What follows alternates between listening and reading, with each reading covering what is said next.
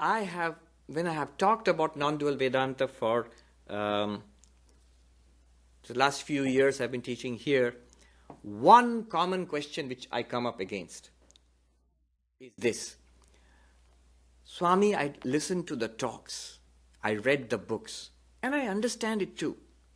But what do I do now? What's next? This is one form of the question. The other form of the question is, I understand what you are saying, Swami, but my life is not changing. I'm still suffering. I'm still the same person. How do I realize this? If you ask that question, then Advaita Vedanta has not worked for you. You're not even supposed to ask that question. The pointers are supposed to be enough for us to awaken. Now, what will happen if you go to a non-dualist, an Advaitin teacher, the pure, strict non-dualist teacher, and say this? You know what the answer is? The answer is, the method is hearing, reflecting and meditating. Shravana, Manana and Nididhyasana. It's not working. Not working. Repeat. I've been repeating 30 years, 40 years. Better luck next life.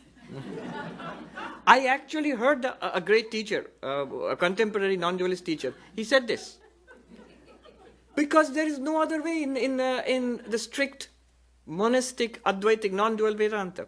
The truth is here, it's being told to us. We listen to it, we argue it out if we have got doubts, and we try to settle down on it. Not working. Keep trying.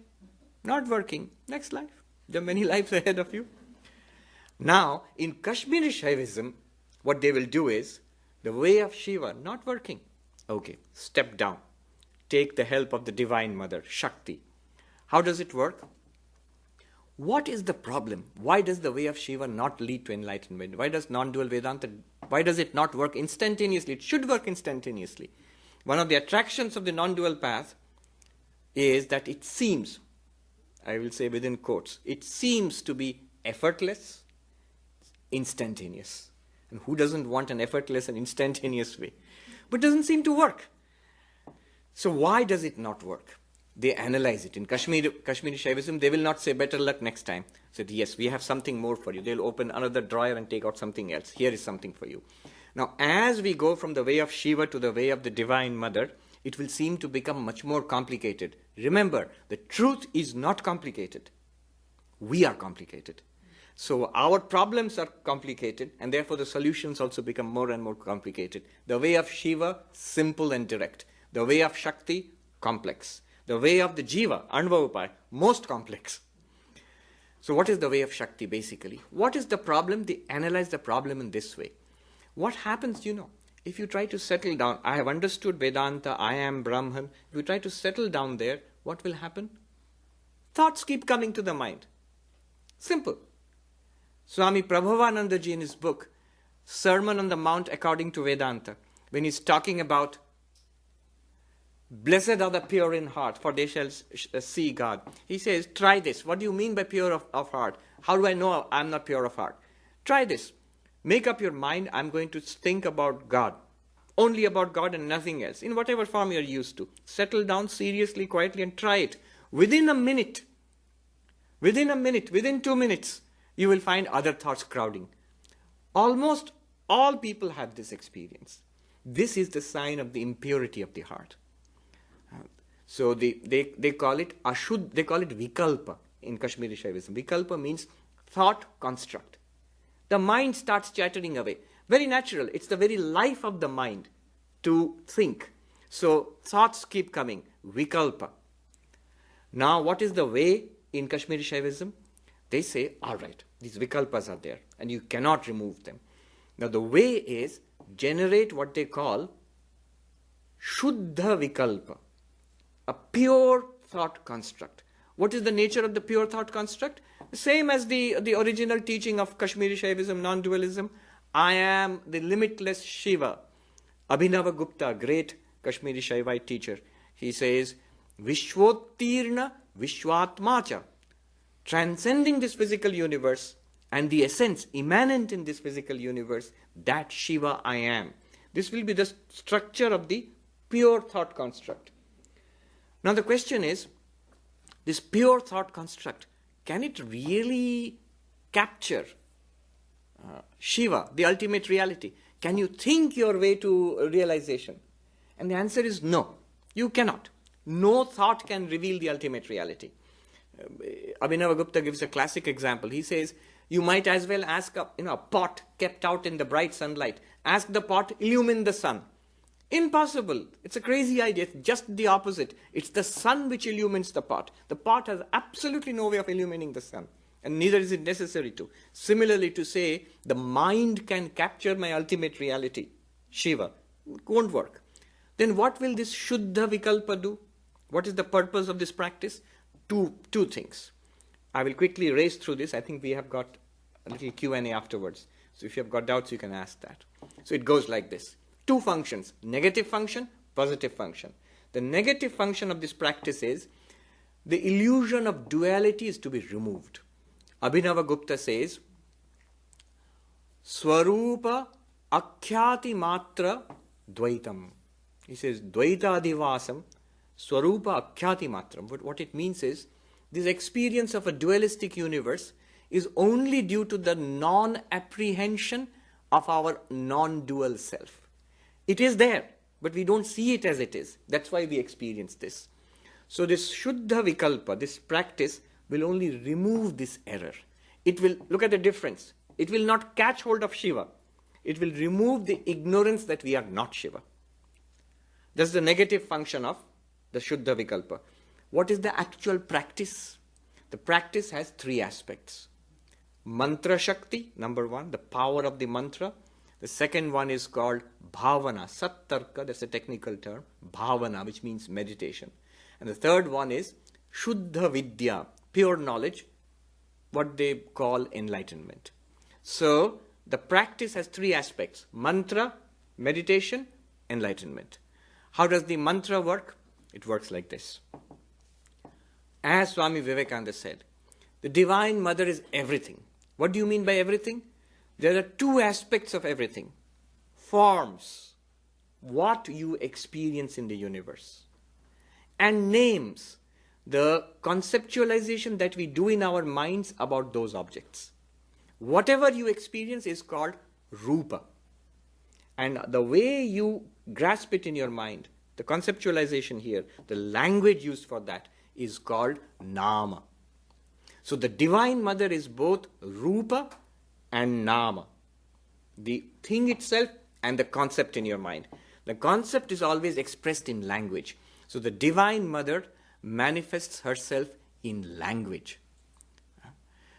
So the entirety of language is generated by letters. I'm going fast now. The entirety of language is generated by letters. And the set of letters, the Sanskrit alphabet, is called Matrika. Matrika.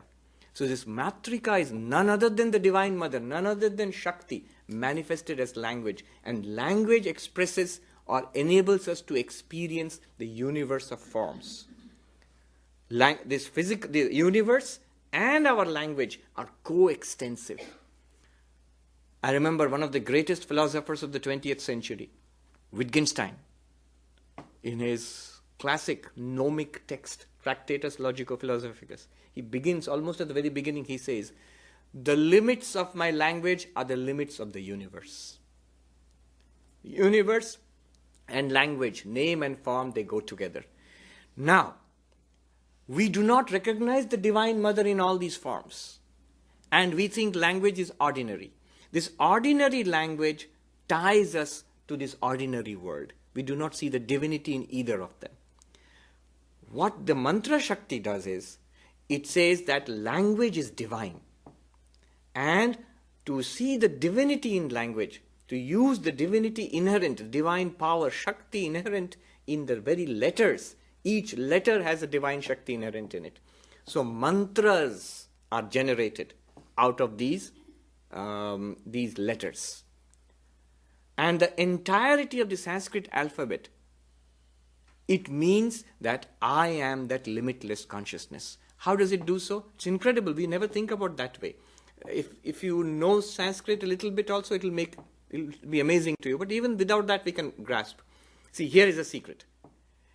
In the Sanskrit alphabet, also in many Indian alphabets, it starts with A The first is not A, it's A. The most primitive sound is A. And the last one is H. If you see the whole alphabet, it starts with A and ends with H.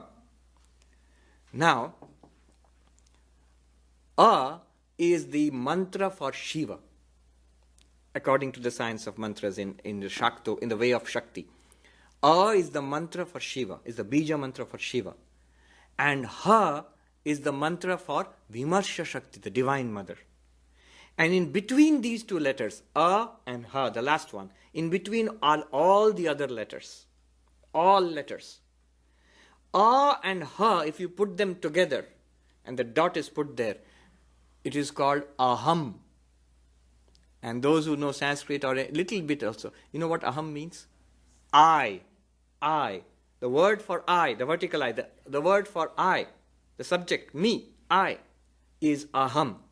And they show that in between, in Aham, is all other letters of the language. And from those letters comes all language, all names. And those names represent the entire universe. So the word Aham, which means you, the you or I, the person, it includes in it the source of the entire universe. That's the way they think about it. So all names corresponding to all entities in the universe are encompassed in that word Aham. The word Aham, I, the mystical meaning of that is pure consciousness, Shiva, starting with A, coming down to Ha, in the entire process, manifests as everything in the universe. The cause of the universe, the subtle universe, and the physical universe. But the Swami said that the 4 salutations, so Shiva manifests as the cause, as the subtle universe, as the gross universe, and does so by the power of Shakti, the Divine Mother. So Aham, it sounds complicated, but actually is only one idea going through all of it, that language is mystical. It runs much deeper than what we think. We use it for referring to this world. And they say using language in its ordinary sense traps us in samsara. Using language in this mystical sense will free us from samsara. Now the Guru gives you a mantra, like we have all got, most of us. And that mantra is generated from this matrika, from this set of mystical letters. And this mantra refers to one or the other forms of the Divine Mother. In some form, the Ishta Devata. It could be male, it could be female, it could be beyond gender. And as we repeat that mantra, the mind and the personality becomes divinized. And the divinity inherent in that mantra reveals itself.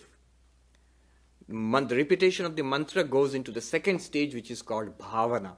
Bhavana is a meaning, there's no good English equivalent for it. It means meditation. Abhinavagupta says, what is meditation? He says it's a kind of imagination. The difference is what already exists and yet is not evident to me is made evident by this process. There's a difference between imagination and meditation. Imagination is when I imagine Harry Potter or Superman or Batman. It's a product of the artist's imagination, author's imagination. It's not really out there. But bhavana is something already here. We don't see it. The mystic sees it and gives us a practice so that it can become clear to us. So one translation was creative imagination to grasp an already existing but unseen reality. But the word bhavana. And then it manifests itself as our real nature, as the Ishta Devata. That is called Shuddha Vidya, the third aspect of the practice. And then what happens is the difference between knower, known, and known, and knowledge. Knower, known, and knowledge. It disappears into one uniform awareness.